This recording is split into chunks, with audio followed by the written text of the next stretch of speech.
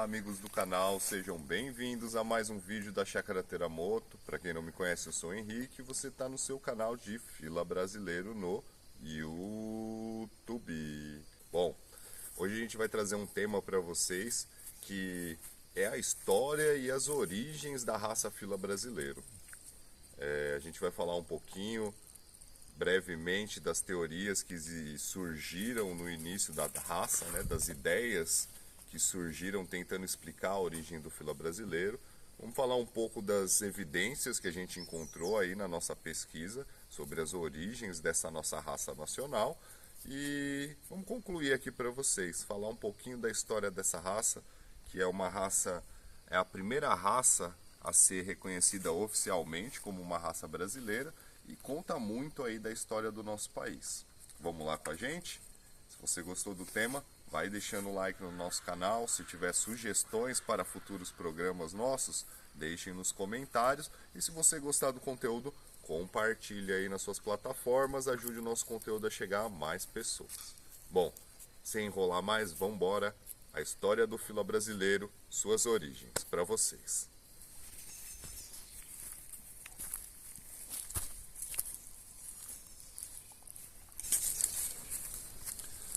Bom, pessoal, as primeiras ideias que tentam explicar um pouco aí do surgimento da raça fila brasileiro surgem aí na década de 50, 70 até os anos 80.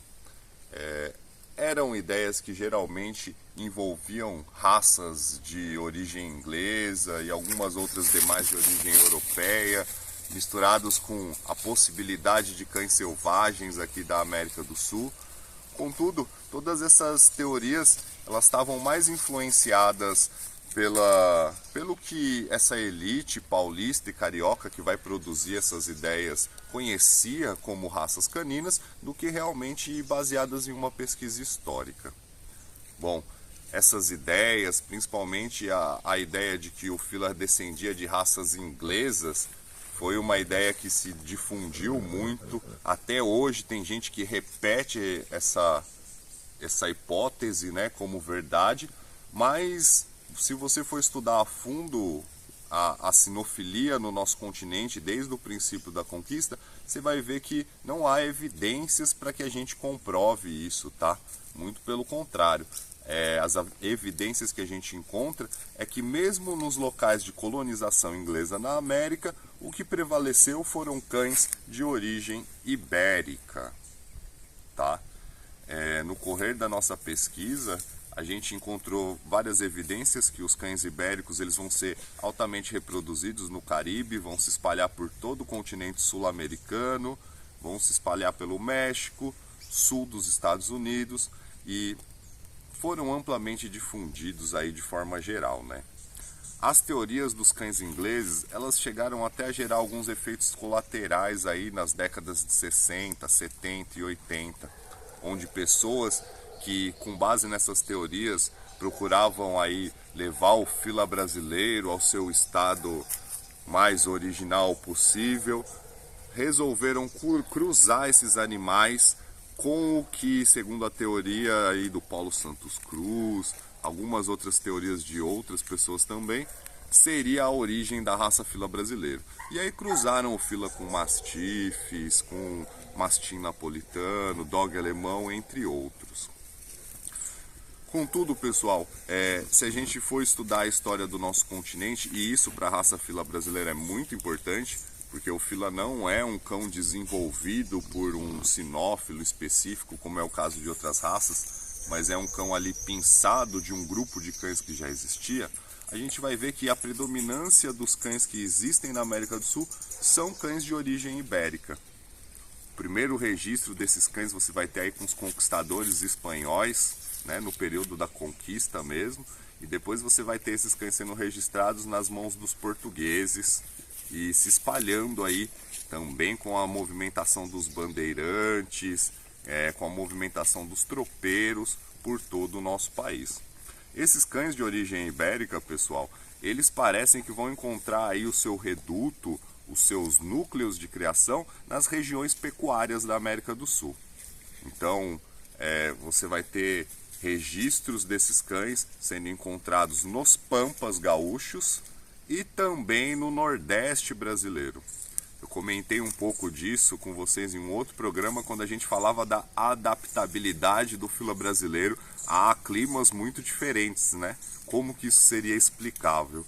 E a gente percebe que os grandes redutos de criação dos cães de filar, né, no período colonial, vão ser esses redutos onde a criação do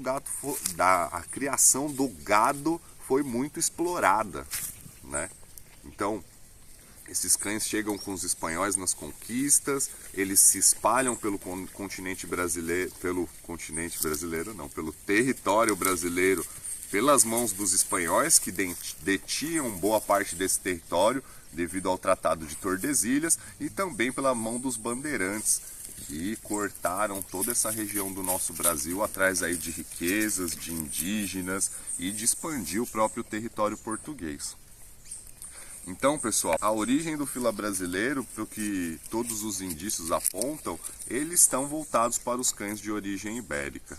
A gente vai ter registros até da própria imperatriz Leopoldina, né, esposa do Dom Pedro, que assim, deixam para a gente como pista o quão comuns e o quão presentes no nosso território eram esses cães, né?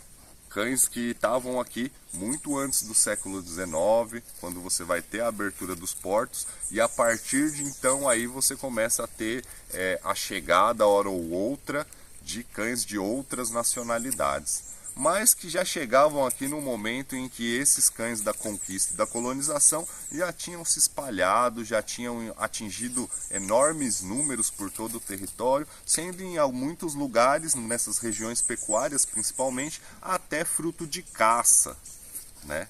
Se caçou muito esses cães que tinham chegado aqui nesse período e que ficaram sem donos porque foram abandonados ou deixados para trás, né, quando você entregava as boiadas.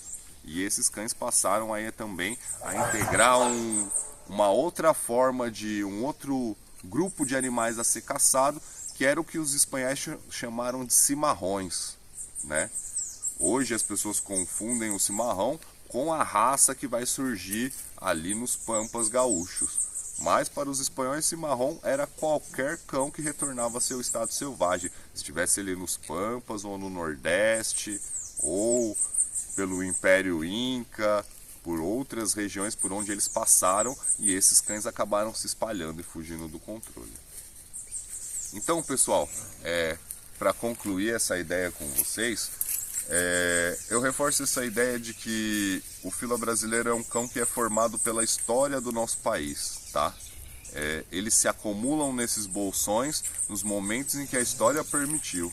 E eles vão ser selecionados em Minas Gerais, que está exatamente no meio dessas duas regiões pecuárias da América do Sul, exatamente após o período do ouro, né?